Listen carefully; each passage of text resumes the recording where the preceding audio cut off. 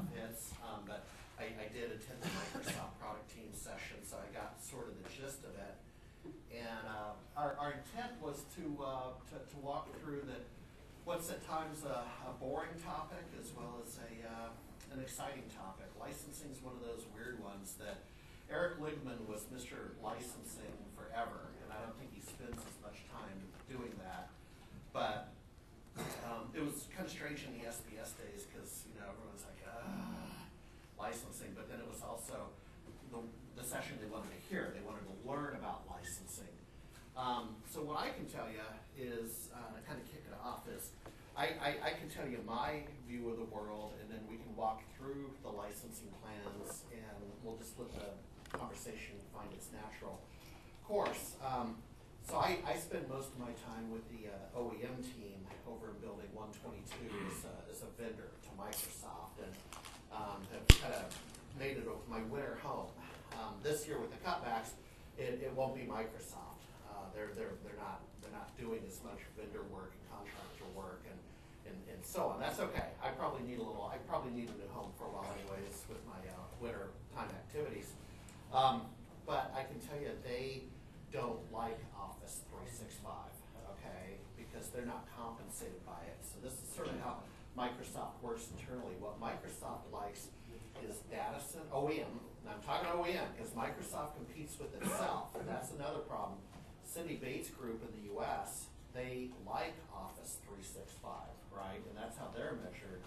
But on OEM, it doesn't show up on the report card. So inside OEM, there's not an Office 365 SKU, okay? It doesn't, what they like to sell is data center and SQL Server, okay? And so that's why OEM has a huge bias towards enterprise, so their compensation and rewards are higher, yada, yada, yada.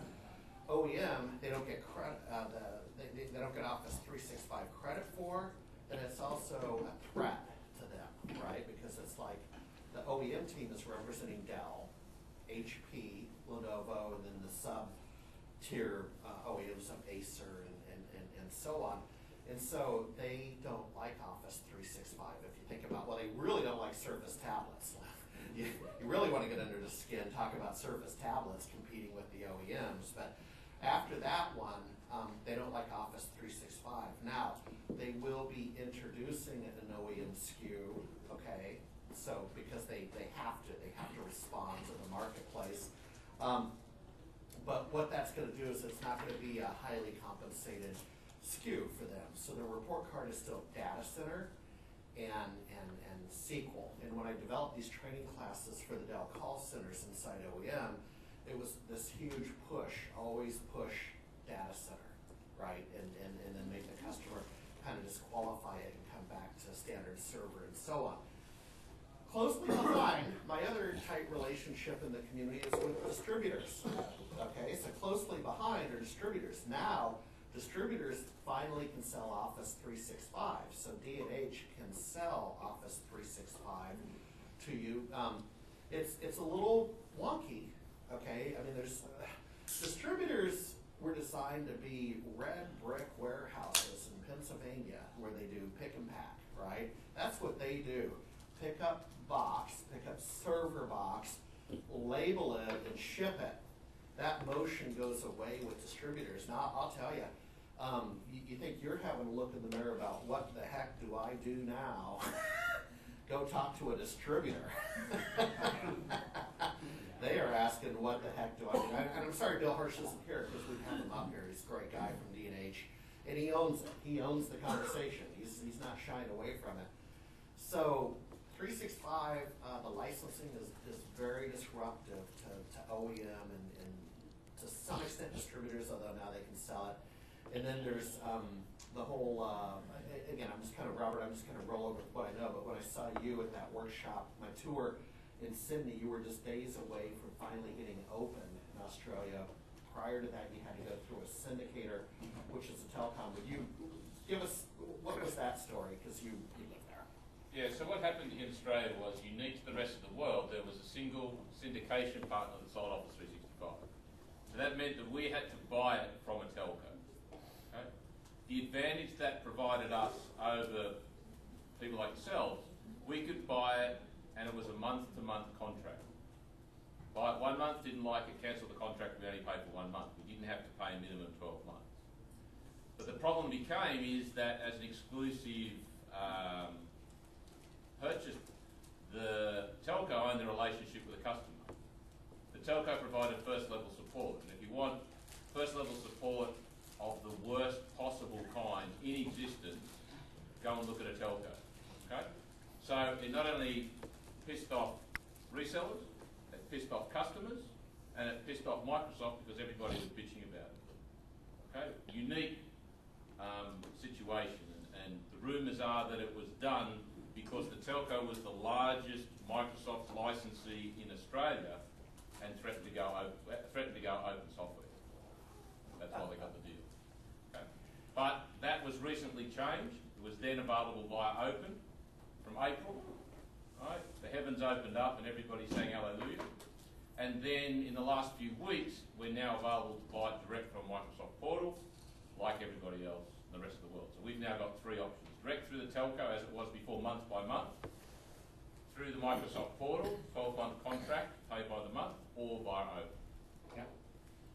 Yeah. So Melanie, maybe what I'll call upon you is if you want to briefly, for people in the room who don't know, maybe summarize what the existing SKUs are, realizing it's changing in 2 days. That's okay. All right. So if you take a look, let's start with the small business side. And notice how this slide doesn't even talk about the users that go to Best Buy, buy a computer, and get Office 365 for that. That's known as home use. So we're skipping all of that and just talking what we need as business. So small business is known as P plan, all right? And I want to make sure to mention that to you because there's the Office 365 small business, and then there's the premium. And if you take a look at the differences between the two, the cap is still 25 users underneath the small business. And if you take a look at these kind of things, the one that you'll see for $12.50 a month for the premium is inclusive of the desktop versions of Office, and it's the equivalent of Office Professional 2013. And the reason why I'm telling you that is because it does include the publisher and the access pieces that are different than the standard cap. And then if you take a look at just the $5 per user per month, that doesn't give you anything, right? So Robert, if you can scroll down just a hint for a second, thank you. The one thing that you'll also see for the $12.50 a month is that the tablets are there for the iPad. So initially, when the iPad option came out as an app, it was available to everybody and people got all excited, and then there was a lot of naysaying because it was only available for E3. Now we're also seeing that with the small business premium plan, you will be able to see that inclusive of the iPad as well. Not the $5, of course, but this. The other thing that you'll see is that it does include Exchange, and if we scroll down just a hint more, we'll see it also includes Link, and if we scroll down a little bit more, then we start to see the OneDrive as well as the SharePoint. All of the P plans include a public website, inclusive of E2, they all do. And then it's also going to include spam and malware. I need to make sure to tell you this because a lot of people don't know. In 2013, FOPI is included. So Forefront Online Protection was always a separate license and a separate CAL through the 2010 version of Exchange. And in 2013, they pushed it out and made it available in 365 as part of Exchange too. So when you see the spam and malware, that's actually FOPI that's built in. And a lot of times we'll provide external third-party different spamware, and I'm saying check out FOPI because that's what Microsoft uses, that's what the enterprise guys use, and this will give you a very good way of being able to filter through. What you're also going to see is that both $5 and $12.50 plans include the phone support and the SLA for the 99.9% guaranteed uptime. It's actually interesting because it was 99.5 and they upped it to 99.9. So I just want to make that little secret mention there. And so anyway, as we go on down, the one thing that I'll mention is site mailboxes. So is anyone familiar with site mailboxes because they're new? and I just want to mention what they are. Oh, what are they? So Site Mailbox is available as part of SharePoint as of the 2013 version. And it's kind of like a group mailbox that's available for viewing within SharePoint, so that way you have all of your files and everything, but then if people want to see emails that are related, we can actually put them as a site mailbox, but it's all provisioned and discoverable through Exchange. So the reason why I want to make sure you know that is because sometimes from the user side, we have emails that are being uploaded and stored within SharePoint, and whether it's a policy for the customer to keep it in Exchange or not, I'm just saying that for discovery purposes, you can have the look and feel of them still sitting in SharePoint, but discoverable purely through Exchange too, because that's where they actually sit. And so that piece, I know Robert could talk endlessly as well as myself, but it's just there as a way for us to use it and just know the big difference there is in SharePoint, you can store an email, but it stores it as an email file. Right. So when a client looks at it, they don't just see the file name. If it's in a site mailbox, they get the same view, the preview, all that sort of stuff. So that's the benefit. Yeah. Okay, so let's go ahead and scroll back up. Well, I'll mention Yammer. Yammer in this Yammer isn't available in the P plan. So if you have like an advertising agency, for example, that wants to be very social, you're not going to get it in the P plan. So in e-discovery, all the hosted voicemail, all that stuff isn't included. So I'm just going to have us scroll back up and go up to the M. So the M, oh, go ahead. Isn't that third one a P plan? No, the third one is M. That's the mid-size. So initially, and just to kind of give you a quick 30-second hint of roadmap. So when Microsoft first launched 365, it was portal only. There was no open licensing, and all the partners were up in arms saying, you know, we need licensing for us to be able to sell through open like we do perpetual license, aka traditional. And so Microsoft said, all right guys, we'll wave a wand and we'll grant your wish. And your wish is granted, and it's called an MSKU. And the partners went, no. So the MSKU was the first thing to try and make the partners happy. But then what they also did, and this is brand new, is that they made the MSKU available in the portal as well. So just to kind of give you a hint of what the MSKU is, the reason why you're seeing the MSKU is because Microsoft considers an SMB up to 250 seats roughly. Anything over 250 seats falls into a territory called corporate accounts, and then after about 3,000 seats, it falls into CTM, CAM, those kind of things. And then beyond all of that, it eventually becomes what's called EPG, or enterprise account. So when you take a look at this mid-size SKU, notice the one difference. If I can make a differentiator here, SBS was basically a limit of 25. You might be able to push it to 50, right? So if you want to equate that, that's your cap of 25. In the MSKU, it's a cap of 300. So just to kind of go through some of the things that you'll see, all of them include all of the desktop versions. Touch screen, you're moving the mouse. I know. And then you're going to see iPad is included, Exchange is in there, and Link, of course, is in there. All of the OneDrive is in there, and the floppy is included. And then as you scroll down, one of the things that you'll see is AD integration. So if you need some kind of AD integration, whether it's DirSync or ADFS or whatever it may be, you can't do it with a P plan. The other thing that I'll tell you is that the P plan is standalone. There's no interchanging between P and M and E. Yeah, if you're in P, you are in a P silo. And you cannot get out of the P silo. That just sounds wrong. Oh yeah, that is pretty bad, huh? So if you, and realistically, here's what happens. You start out a customer in P, and then they want to move to E. You are literally using a migration tool to move it from one tenant to the other, because you can't do a P to E migration just by flipping the switch and redoing the licensing. So that may change in the future, but that's the way it is today. So that's why the MSKU is attractive. If you need to go up to 300 users, that's where you start seeing AD integration in there. And the other thing is that you'll start to see Yammer is included in there. But notice that if you need advanced things like IRM for information rights management, you need e-discovery, none of that stuff is included, and that's what ticked all the partners off when it came out first, because it wasn't a true e-SKU that we needed for all those extra things of a company that size. So those are a little bit of differentiators there when we start working with the MSKU. The one thing that I will tell you with the MSKU though, that it starts to show you is self-service BI. And there's something that's in there called Power BI that people pay extra every month for as an add-on service. But it's only with E-plans and with the MSKU.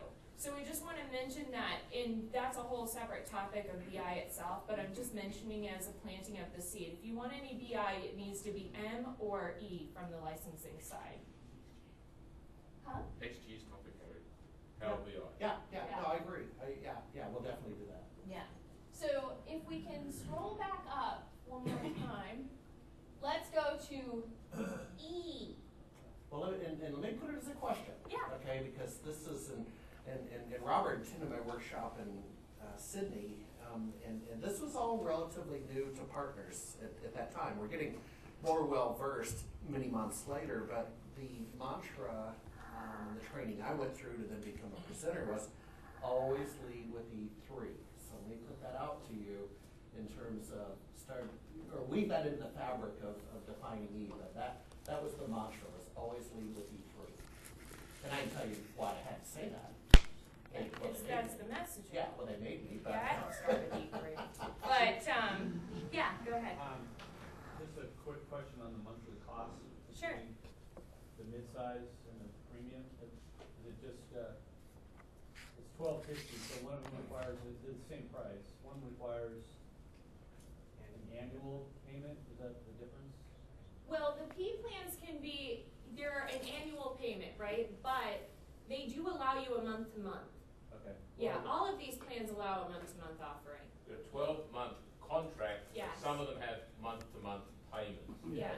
So why is it $12.16 for two different plans? Because they have two different offerings, so you can pick and choose if your cap is going to be at 25 users or if your cap is going to And be. also look at what's included in Office. Not that it matters, but there's a difference between what Office version it is. Yeah, One includes InfoPath, the other one doesn't. Yeah, I'm just curious as why it's the same price. Because after 1st of October, it's not going to matter. Yeah. Yeah, but the other thing to keep in mind too is because they had to give something extra for the small business. Don't worry about the pricing piece. But the mid-size SKU was designed for larger size companies that need more robust things. So they need AD integration, those kind of things. So yes, the pricing is still the same, but it's really just what feature set do you need and what's your cap of users long term that you think you're going to need to. Yeah. The A up there, is that access or is that something else? No, the A is access. Yeah. And I'm sorry, so I'm sorry, I got you off track. So back to E, and then I'll answer my own question in a minute with my view of the world. All right. So in E has four main things. All right. So the first one is hosted exchange. There's a plan 1, just standalone exchange, and it's a little bit confusing because it's going to say E1, but there are really two E1s. One is going to be exchange only, and one of them is for the true E1 SKU that we may be familiar with. So for exchange, and notice how all these plans are going to be unlimited, right? And notice how they all say across the board they're an annual commitment. So basically what ends up happening is you're signing up for a yearly plan, but you're paying on a monthly program if you want to. And then there might be a cancellation fee, which is the delta between what you signed up for and what you paid for so far. We're going to hold off on the questions until we get through the rest of them. So as we go through this, notice how there's the 4, the 8, the 20, and the 22. And we'll go through the 22 in just a minute. But just to start out with the traditional exchange, if we scroll down, because that's where we're pretty much going to see stuff. So in exchange, it's just exchange only. And if you scroll all the way down, notice how there's a couple of extra things, which includes the FOPI, and it includes the SLA. And notice how for Office Online, it says they can view attachments only. So that's basically just a read-only option if there is something stored in SharePoint. And that's pretty much all they get other than an AD integration. So if we scroll to the rest of them, and we'll just compare E1, E3, and E4 all together. So E1, notice how E1 does not include Microsoft Office Professional. And notice how the rest of the options do. And notice how all of these little icons are the same. So it doesn't matter between E1 and E3 and E4 which one you go with, or I'm sorry, E3 and E4 for Office, because all of that stuff is exactly the same. The one differentiator is Link Voice that you can connect with here and do SIP trunks and stuff like that. So as we scroll down, we're going to see that you get Exchange in all of those, E1, E3, E4, Link is included, E1, E3, E4. You're going to see SharePoint's included in OneDrive, E1, E3, E4. You're going to see Floppy's included, E1, E3, E4. And then you're going to see SharePoint is included, E1, E3, E4, and you get full version of SharePoint in all of those. Site mailboxes are included in all of those. AD integration is included with all of those. Mobile apps are available. So in E3, not E1, that app for their phones and for the iPad is going to work and be fully functioning for them. And then you're going to be able to see Yammer is included in all the E1, E3, E4 plans. The one thing that I will also mention, though, is that the one thing E3 has that E1 does not is IRM, archiving, and legal hold. So if you need those things, you need E3. You can't get them with E1. Not in that, you end up paying extra. It's like $3 extra for the user mailbox. And then you're going to see e-discovery is in E3 and E4. You're going to see voicemail is in E3 and E4. You're going to see the BI options to add on are available in E3 and E4 for you. But notice enterprise voice is only in E4. So, for example, if you need to connect, if you're familiar with Link Server allows you to be able to connect your PBX system into the server to connect everything together and use that line to dial out. And that's what you can start to do with E4. But it's not just that simple, but I'm trying to make it as simple as I can, is that it does take a little bit of hurdle to get it. You have to use SIP trunks. There's a whole thing to go through, and it'll take a few tries to get it. But anyway, those are the differences between all of them. Okay, so thank you, by the way, that was great. Is that helpful? All this is changing next week. Well, yeah, but it's good to know the foundation, because you'll have the context of the changes. So Once you know, and the big thing is, you need to know what it is now, because yes, there are changes that are coming, and you'll know it because you'll have the foundation, and then you can just look at it and go, oh, okay, so this is really going to just be this. It'll be little minor things to you when you see it. So I'll answer my question, and then Robert will let you take a run at some conversation, then we'll open it up to roundtable. So I said, why lead with E3 when I was doing the tour? Harry tended to lead with E3. Well, it's the most functional E plan, and you have all that flexibility of E. It's goodness for Microsoft, right? It's more money. That wasn't lost on me. Ultimately, another 67 cents for you or something. Yeah.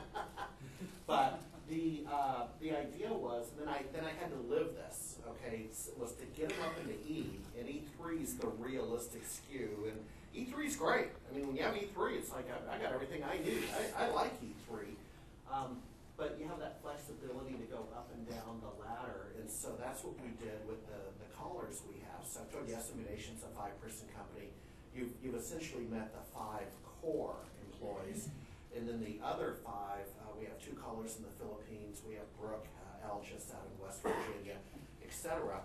And so to get them to use, we have CRM Dynamics, right? So that's our tool. And when the Microsoft Partner Program on June 30th cut back the allocation of E3 licenses for the original cloud partners from 250 down to 5, then I had to make a business decision because I have to pay. And so I was able to say, okay, well, wait a minute, if you're a caller, if you're Brooke and you're a caller, I want you in CRM Dynamics all day, every day, right? That's your tool, and you just need email. I mean, that's really all you need to do your job until you prove different. So we were able, in our case, to go down to the E1. We went with the E1 for $8 a month. But that's a real case study of what that flexibility is. And I'll tell you, after you've been Salesforced and NetSuited, okay, because I've lived in the world of ERP and CRM, and those are verbs. So I've been Salesforced and I've been NetSuited.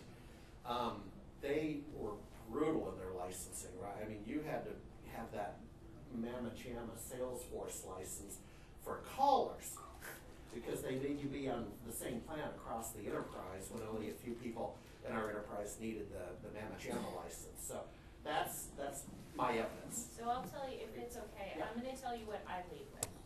So if they already have a server, and we don't have to upgrade their server anytime soon, and they're really not looking at SharePoint yet, I just go Exchange only. Because get them, their Exchange needs to be upgraded, throw them in the cloud, that part's good. You can have a difference of opinion, I'm just telling you what works for me.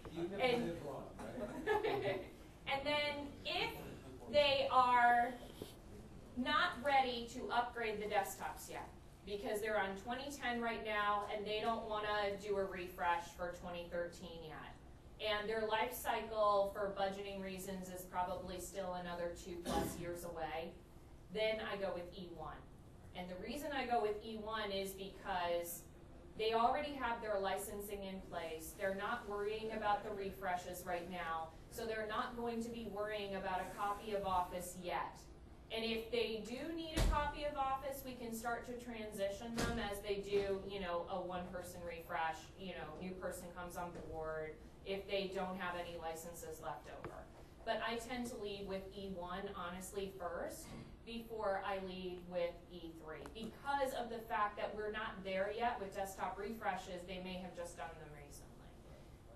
Cool. Yeah. Robert, your turn, sir, then we'll open it up. Looks like a lot. Okay, so what I've done is I've created a free, which you can download from my site. This is an Office 365 selection chart, right? So you can see it's pretty simple, isn't it?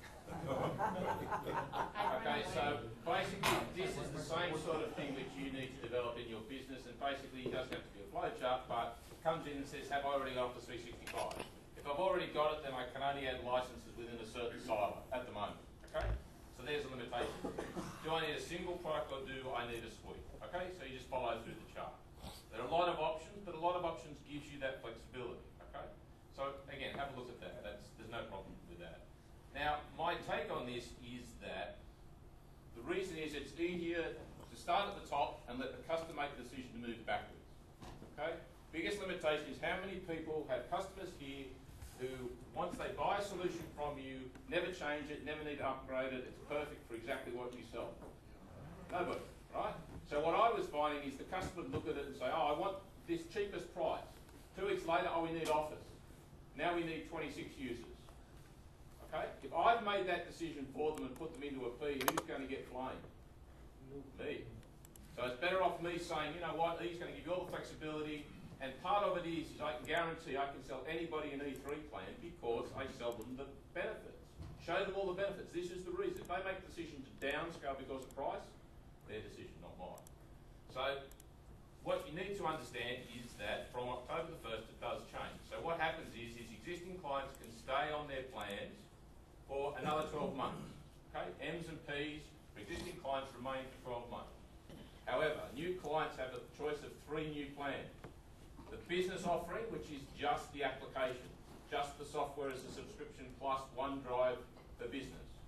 Second option is just the services, business essentials, Exchange, so that's like a P plan without the services. The third option is the combination of both, software and the services. Now, you can see the features here in this blog post, but what you'll see is a small business plan, right, will stay on the current plan and will renew after, if they don't make a change, on October 1, 2015 to the new business essentials plan. So there's the migration path. At any point after the 1st of October, they can push the button and migrate to the new plans. Okay, if they don't, they've got a year to sit where they are, but on October the 1st, they'll be migrated automatically to the new plans. Now, the other thing to be made aware of here is, for those of you who are affected by RDS, right, remote desktop, okay, the way it works at this present time is that if you have purchased, right, basically an M or an E SKU that includes Office from anywhere, you can run it as RDS, licensed for RDS. That has recently changed and updated. New plans are different because guess what? The new version of Office that comes with these new plans doesn't include access and doesn't include RDS rights. Okay, so that changes. But one of the big positives here is, if you go down here, is this point here. You are now able to mix small business and enterprise plans together, which you could never do before. So many times we have clients that buy the small business plan and then want Project Online for one license. Rip and replace, enterprise plan, now you can get Project Online. That's no longer a limitation. So for RDS, you can still buy the small business license with the Office, and you could buy an enterprise SKU with Office that includes the RDS rights. Okay, there's still some grey areas, but that's now possible. Now, to my way of thinking, far more flexibility, far more simplicity when it comes to plans, and far less limitations, okay? But there is going to be this transition period where you're going to have clients who are on old plans migrating to new plans, okay? So that's going to be an added complication. End of the day, the M's and the P's go away and are replaced by 3 new plans. That one is the Office applications plus cloud storage. Second one is the services without desktop. Third one is the combination of both. To me, that's simple. Okay. So on October 1, you should see that original chart that we went through. You should see that updated with these 3 new plans with Sure. all the pricing and all the features listed. Was that helpful to get the historical context so you now understand the impact of the new? Okay. So Were there prices for the new plan? Yep. Right down there. Oh, there's. So we had some questions queued up. So Steve,